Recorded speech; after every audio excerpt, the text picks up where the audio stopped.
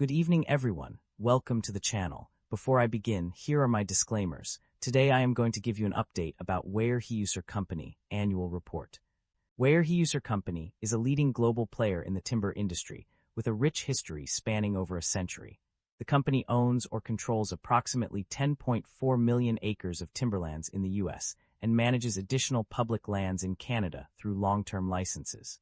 In addition to its core business of timberland management, Weyerhaeuser operates various other business lines that contribute significantly to its revenue. These include wood product manufacturing, which makes it one of the largest manufacturers of wood products in North America. The company also provides services related to product distribution, climate solutions, real estate, and energy and natural resources. Weyerhaeuser's diverse portfolio is complemented by its commitment to sustainability, with 100% of its timberlands managed on a fully sustainable basis. This approach aligns with internationally recognized standards for sustainable forestry practices. The company's dedication to sustainability has earned it a reputation as a global leader in this area. In terms of financial performance, Weyerhaeuser generated $7.1 billion in net sales in 2024 and employed approximately 94 people worldwide. As a real estate investment trust, REIT, the company's common stock trades on the New York Stock Exchange under the symbol WY. Weyerhaeuser Co. has experienced a decline in its stock price over the past year, with some reports indicating a drop of up to -9.66%. Several factors have contributed to this decline, primarily stemming from a challenging environment for the timber and wood products industry. One major factor is weak demand for lumber and wood products due to a slowdown in construction activity and a broader housing market downturn. This has directly reduced the demand for lumber, affecting Weyerhaeuser's revenue and profitability. Additionally, the company faced persistent market headwinds, including softened pricing and volatile demand within its wood products segment. Analyst estimate cuts have also put pressure on the stock, with research firms issuing multiple cuts to their near-term and fiscal year 2026-27 earnings estimates for Weyerhaeuser. The company's fourth quarter 2025 results were negatively affected by these revisions, indicating analyst skepticism regarding the company's near-term margin and revenue recovery. Furthermore, Weyerhaeuser missed its revenue estimates in the fourth quarter of 2025, with a 9.8% decrease year-over-year. This was accompanied by ongoing earnings pressure, including a notable period where EBITDA decreased by over 50% year-over-year due to weak housing demand. The company's elevated leverage levels and concerns over dividend coverage have also contributed to the negative sentiment towards its stock.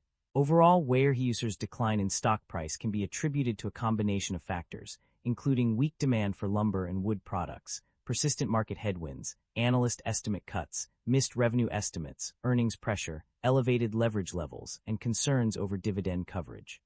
Weyerhaeuser Company maintains a market capitalization of $19 billion, broadly in line with the industry peer group. Weyerhaeuser Company trades at a higher price-to-earnings ratio of 59 times and a higher price-to-book ratio of 2.04 times relative within the industry.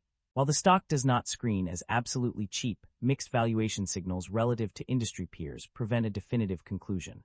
With the broader industry trading at lower valuation levels, this may reflect transitional pricing dynamics rather than clear mispricing, warranting further analysis of earnings quality, growth sustainability, and balance sheet strength. The company maintains a moderate leverage profile, with liabilities making up 41% of total assets, suggesting a balanced approach between risk management and capital efficiency. Average liabilities have declined over the past 5 years, indicating improving balance sheet discipline and reduced financial risk. Shareholder equity has weakened over the past 5 years, accompanied by declining or negative operating income. This suggests the business may be eroding shareholder value and warrants caution. The company has consistently reduced its share count, reflecting a shareholder-friendly approach to capital allocation. The company have a dividend yield of 3.14%. The income statement shows that the company revenue have been declining annually and operating income have not been increasing. This shows that the business is under pressure with rising cost and its management is unable to expand the business. The primary drivers of revenue growth or decline can be identified through an analysis of the key factors affecting the company's revenue streams. Revenue growth is primarily driven by increases in average price per acre sold, particularly in the real estate and energy and natural resources businesses. Additionally, a 5% increase in sales volumes and a 1% increase in sales realizations for structural lumber have contributed to revenue growth. However, these gains are partially offset by a decrease in acres sold. On the other hand, revenue decline is primarily attributed to decreases in net sales to unaffiliated customers due to decreased log sales realizations and volumes in the western region. This has affected both timberlands and net sales to unaffiliated customers.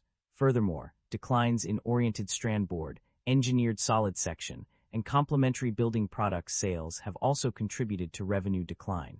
Overall, the company's revenue growth or decline is largely influenced by fluctuations in average price per acre sold, log sales realizations and volumes, and changes in sales volumes across various product lines. Net income and profit margins. A changing landscape, the net income of the company underwent significant fluctuations between 2024 and 2025. Initially, it decreased by $72 million, 18%, from 2024 to 2025, a decline attributed to soft demand and price weakness in commodity products. However, this trend reversed in page 3, where net income increased by $99 million, 46% increase, driven by a decrease in costs of sales and an increase in net sales. Profit margins also experienced notable changes during the same period. In year 1, profit margins plummeted from 14.3% to 60.4%, a staggering increase of 46.1%. This dramatic shift was likely due to various factors, including changes in market conditions and company performance.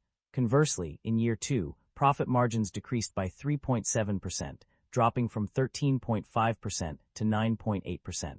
The fluctuations in net income and profit margins can be attributed to a combination of internal and external factors.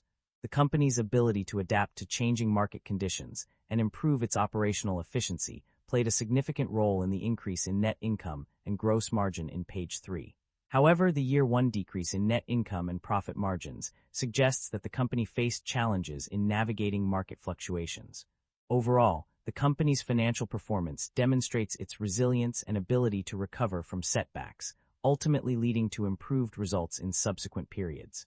The company's performance in various segments has been mixed. On the negative side, timberlands and wood products have struggled, with net sales decreasing by 12% and 15%, respectively, in 2025. This decline is reflected in their contribution to earnings, which decreased by 20% and 25%, respectively. As a result, these segments incurred significant losses, with timberlands contributing $0.4 billion to the company's earnings. In contrast, real estate, energy and minerals has been a bright spot, with net sales increasing by 10% in 2025. This growth is accompanied by a 15% increase in contribution to earnings, resulting in a net contribution of $0.1 billion. The pulp and paper segment, while not explicitly mentioned as performing well or poorly, had relatively low net sales of $1.3 billion. Overall, the company's performance varies significantly across different segments, with some showing promise while others continue to struggle. Management is optimistic about the long-term prospects of the company despite facing challenges in 2025. They expect a return to normalized operating posture by first quarter 2026. To adapt to changing market conditions, management is implementing new accounting standards such as ASC 606 and ASC 842. These changes are aimed at improving financial performance and ensuring the company remains competitive. Management's focus on adapting to changing market conditions suggests that they are committed to long-term success. By taking proactive steps to improve financial performance, they aim to position the company for future growth. The implementation of new accounting standards is a key part of this strategy, enabling more accurate financial reporting and better decision-making. Weyerhaeuser's acquisitions and divestitures. A summary: the company has made significant transactions in recent years, including acquisitions and divestitures. On the acquisition side, Weyerhaeuser recognized a gain of $266 million from the sale of timberlands in 2025. This implies that the company acquired these assets earlier, but the exact date is not specified. In terms of divestitures, the company's timberland segment includes forestland assets valued at $13.8 billion as of December 31, 2025. This suggests that Weyerhaeuser sold some timberlands in 2024 or earlier, although the exact amount and date are unknown. Additionally, the report lists various subsidiaries involved in timberlands, wood products, and other related businesses, implying that the company may have sold or spun off some of its subsidiaries in 2024 or earlier. Overall, while the exact details of these transactions are not provided, it is clear that Weyerhaeuser has been actively engaged in acquisitions and divestitures to shape its business portfolio. That concludes the financial summary for Weyerhaeuser Company. Feel free to comment below, and I will be happy to answer them when possible.